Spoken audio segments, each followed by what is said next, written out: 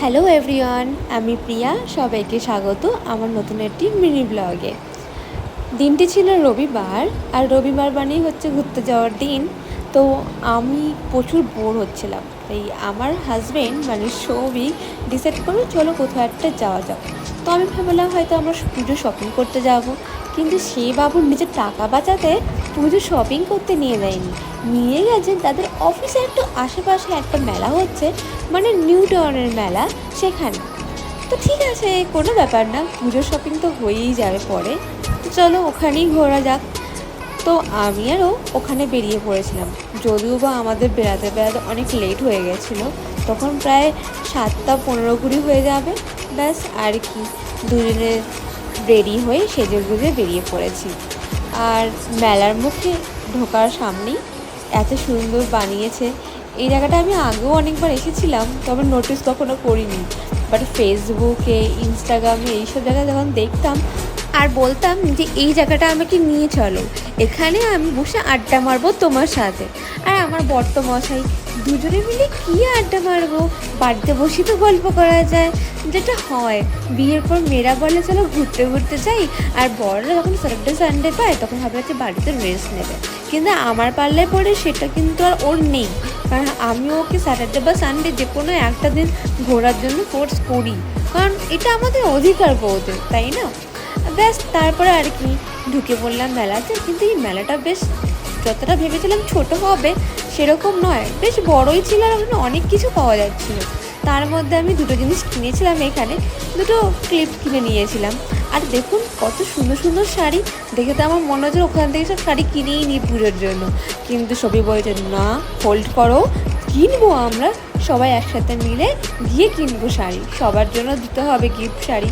তো তখন আর এই যে ঘর সাজানোর কত সুন্দর সুন্দর জিনিস দেখেই মন ভালো লাগছিল। আর সবাই জানে যে আমি ঘর সাজাতে প্রচুর ভালোবাসি, তো এই জিনিসগুলো দেখলে আমার নিজের মনটাই আমি কন্ট্রোল করতে পারিনি।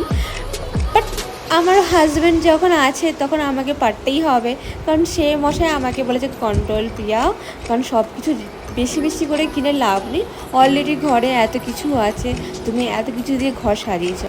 আর এই যে মাটির এই জিনিসগুলো, নানা রকম ভেজিটেবলস, এগুলো কতদিন পর দেখলাম, আমার দেখেই খুব ভালো লাগছিলো, কিনতে ইচ্ছা করছিল, কিন্তু বরের দিকে তাকালাম, বর বলছিল নো, এগুলো কেনা যাবে না।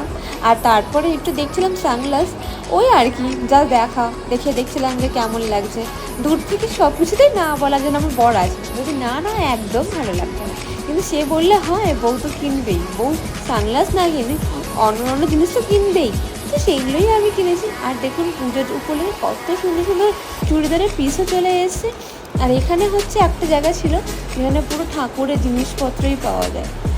আর তারপরে চলে এসেছিলাম নেম প্লেটের এখানে, নেম প্লেটগুলো দেখতে খুব বেশ ভালো ছিল, আর দেখে আমাদের দুজনেরও খুব পছন্দ হয়েছিল। কিন্তু ভাবলাম মেলা থেকে কেনা থেকে বাইরে কোনো একটা মল থেকে কেনাটা বেশি বেটার হবে, তাহলে হয়তো জিনিসটার কোয়ালিটি অনেক ডিফারেন্ট থাকবে, ওই জন্য আমরা এটা আর কিনে নিই। আর এখানে ঘর সাজানোর প্রচুর সুন্দর সুন্দর জিনিস ছিল, যেগুলো দেখে মন ভরে যাবে। আর জিনিসগুলোর দামও মোটামুটি রিজনেবল প্রাইসই ছিল, তাই যেগুলো যেগুলো পছন্দ হচ্ছিলো সেগুলো টুকটাক করে কিনে নিচ্ছিলাম। ও মা দেখুন, ওই দূর থেকে ওই অ্যাকোরিয়ামটা কি সুন্দর না, মনে হচ্ছিলো যে আগুন উঠছে ওখান দিয়ে। আর এরপর দেখলাম যে মস্কিটো যে ডোরগুলো আছে ব্যালকনির জন্য, এগুলোও এখানে পাওয়া যাচ্ছে। ভাবলাম যে পরে হয়তো আমরা আমাদের ব্যালকনির জন্য করলেও করতে পারি। আর এই যে নাগরদোলনা, চড়তে ইচ্ছা করছিল, কিন্তু যেহেতু আমার শরীরটা অনেকদিন ধরে খারাপ ছিল, তাই সেই রিস্কটা আর নিইনি। আমরা দুজনেই বাইরে খাবার মোটামুটি একটু অ্যাভয়েড করছি আজকাল, তার জন্য আমরা কিছু বাইরে কিছু তেমন খাইনি, খেয়েছি শুধুমাত্র মিষ্টি পান। আর মিষ্টি পান খেয়েই এবার একটু ভাবলাম যে কুলফি খাবো, আর কুলফি খেয়েই আমরা আমাদের সানডেটা শেষ করব। দেখা হবে পরে একটি ব্লগে।